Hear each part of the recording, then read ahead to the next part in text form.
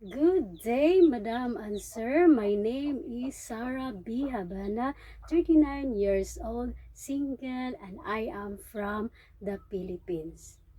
I am in the fourth place around my siblings. I have two brothers and two sisters.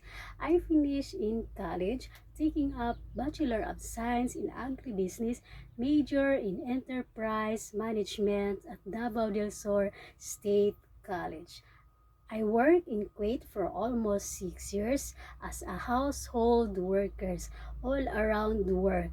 I know how to cook, clean, vacuuming, washing clothes, ironing, and also I take care of the children from age 3 years old to 7 years old and adult 70 years old, 42 years old, 28 years old, and 35 years old.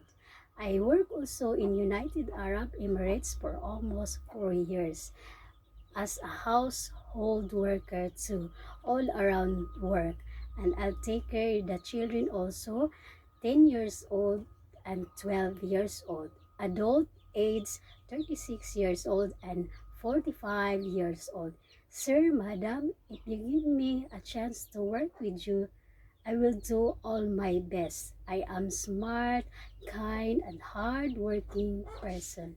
Thank you and God bless.